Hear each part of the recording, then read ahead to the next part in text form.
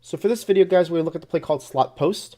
I do like to run this flipped on the left hash mark because I want that red route to be on the left side of the field where it's going to be the number one receiver running it rather than the tight end. If you have a fast tight end, you can definitely leave it on the right hash mark and run it stock, but it will affect the play if you don't have speed in that position. So what we're going to do here is real simple. Block the running back, put the B on a streak. So it's going to look like this. Now I'm going to start off with against Cloud Flats. Here's your cover two. What's going to end up having with Cloud Flats is the A gets underneath all Cloud Flats. He does the nice ability underneath. We'll throw it to him as he crosses that player, and we're going to have some good success, okay? That play works really well that way. Now, I want to make sure you see that was against cover two. Now, what I prefer is that we motion this X out, and we do the same thing. I'm going to do this against cover two, and I want to make sure you see this, that when we motion them out, we're going to have a little bit more success with other plays, but I want to make sure when you see when we motion them out, same result there, right? And I want to make sure that that's noted. Now, what I want to do here is show you the second option, and the second option is going to this wide receiver. Look what ends up happening with this wide receiver. He does a really good job of coming across the field and being able to beat that player over there, right? And the only reason why he followed him was because he was on a mid-read. Right? If I was to take that guy off of a mid-read and say what most people will do, you're going to see that you're going to have a really nice success on that as well. So now they've got to worry about the left side of the field. Now they got to worry about the right side. Wait until we get into a little bit more of these setup here. Now what we're going to do is this is against without the mid-read. The A is going to get underneath. We could throw it to him, but we're going to be able to throw it to this player. That time I just kind of lofted it over there because of the pressure. Still we're able to make the play. Now let's get into your cover threes, and you're going to see what I mean now. Okay, cover three, I'm going to do hard flats. And this is really what's going to end up making this play really nice. When I move this guy over, and I block my running back and put the B on a streak, what you're going to see is this Y route. The Y route does a step to the outside and goes up the field. That's going to carry that one cornerback inside. Just bullet pass it to that player and see what ends up happening. That player gets sucked in because look what happens. When that guy goes inside one step, he is actually in the third of the field, if you were to draw lines, of that player.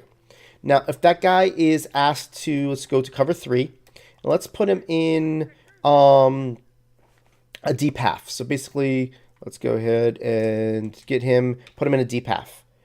And we're going to still do our hard flats because we know that Cloud Flats is going to beat that underneath. And what you're going to see here is that when that guy does that, we're going to step up the pocket, and we're still going to be able to fire that ball over there on a cover three because that guy is told to go to the middle of the field, and he's going to cover that wide receiver. So we're really going to have some good success no matter what type of cover three they play over there with this on the short side. Now, against cover three, you still have that other option that I just showed you earlier, which basically is to hit the wide receiver. So if we've already beat them with the X, now they're going to see, maybe I got to go over there and cover that myself. If you do that, now you're going to see that the Y is going to come over the field, and you're going to be able to throw that ball over there for the nice successful throw as well. So you're going to be able to go either side with this. Is a really tough thing for them to stop. So no matter if it's cover three, which to me, this is my cover three hard flat beater. Let's test them. If they're in hard flat, cover two, obviously that's going to beat it to the outside as well, just because of the way that, that guy's going to beat them. Most people aren't going to play cover two hard flats like that. So you're definitely going to have that ability there. Now, if they're in any type of man coverage and they press, I want to make sure you see, a lot of times people are going to, do that type deal. And you can see that this play is going to be able to beat them down the field as well. You can see that. Let me just go ahead and throw it away. I'm going to do it more of a cover zero so there's no player on the top of it. But a lot of people will, let's do this here. We'll press them. And if they're doing press coverage, you can move this guy over. Most people aren't worried about any type of unbumpables. But when you're in this type of thing, if you have a good receiver, you're going to be able to kind of just loft that over the top and be able to let that guy speed beat him a lot of the times. It's not going to be one of those quick hitters that are like a fade route, but it definitely will work in that regard as well. So you've got man coverage you can be cover two, you can be cover three cloud flats, you can be cover three hard flats is my favorite way to doing this, and it really is going to help out. I'm not sure if I mentioned this yet, but the Y, if you put him on a smart route, will definitely make him a little bit further down the field, so that will help your situation as well. If you feel like the blitz is coming, you can always put the A on a drag. That's not going to affect anything whatsoever. A on a drag is just going to get the guy quicker out there, and you're going to be able to throw it to him. That player on the wheel is going to hold that cloud flat back. So you have a lot of options on this play, but by far the best one is when people are playing cover 3 hard flats, moving this guy over, and putting the Y on a smart route.